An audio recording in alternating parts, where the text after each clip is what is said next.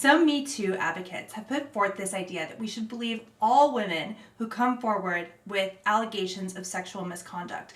And over the past few years, this idea that we should believe all women has been extended to domestic violence cases. As a result, we see a lot of arrests for domestic violence. We see a lot of restraining orders filed based on domestic violence, and all of this just based on the word of one woman.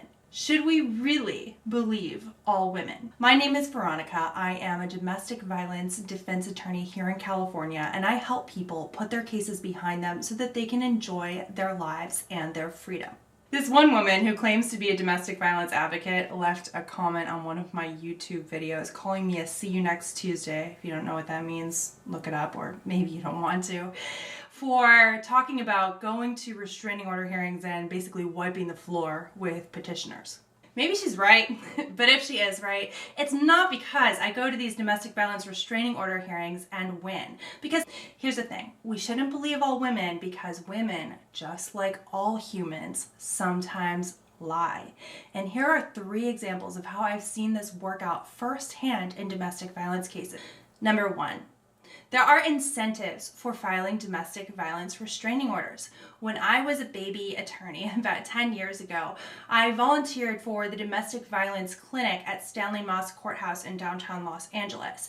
And this clinic, by the way, is only to help people who are accusing someone of domestic violence. If you feel like you were falsely accused, if you have been served with a temporary restraining order and you are sleeping in your car, kicked out of your house, can't see your kids, can't see your dog, we couldn't help you. That was our directive there.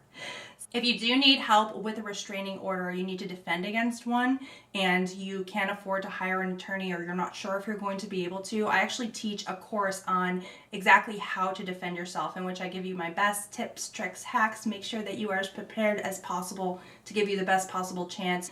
If you are interested in that, you can find your first free class down below in the description box. At this clinic, women would come in, and men too, and say, hey, look, I want 100% custody. I want full custody so that I can get more child support. And someone told me that I should come here and I can file a restraining order and then I'll get full custody and I'll get full child support. Is that what you do here? And I would say, well, we file a request for domestic violence restraining orders. Have you experienced domestic violence? And they would say, well, should I say yes? Do I have to say yes? Come on. I would hear other attorneys who are also volunteering for this coaching the petitioners through it, telling them, well, are you sure he didn't hit you? If he hit you, you'd stand a much better shot. There's a really well-known family law attorney in Los Angeles, and she refers to this as the domestic violence trick. You file a domestic violence restraining order to get a leg up on custody, on something in your divorce case. It happens all of the time. Number 2, in domestic violence criminal cases, many times, in fact, I would say about half the time, the person who's calling me for a consultation is actually the alleged victim saying, hey, I falsely claimed that my partner, my spouse, my fiance abused me and the police arrested him. They set $50,000 bail. How do I get rid of this thing? How do I drop it?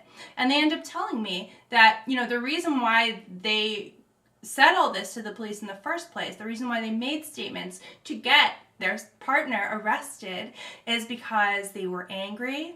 Their partner was trying to break up with them. They themselves were the abusers, but they were afraid of getting arrested. There are all kinds of reasons, and they have firsthand told me, I lied. I regret it, and I lied. What can I do now? Number 3 is in restraining order cases, the petitioner, the person who wants the restraining order, has to write out their story. Then when we get to court, they have to explain what their story is in front of the judge. And I have seen it change many times. And I'm sorry, if your story was one thing before and it's something different now, one of those is a lie and I'm going to call you a liar. I hope you found this video helpful. If you're facing a restraining order, look, you can keep binge watching YouTube all day long, hoping to find the answers, or you can get them handed to you on a silver platter. Go take your first free class down below in the description box. And if you're facing a domestic violence criminal case in California and you are looking for help, feel free to give me a call. You can also book a consultation via the link down below. And please don't forget to subscribe, like, and ring the bell.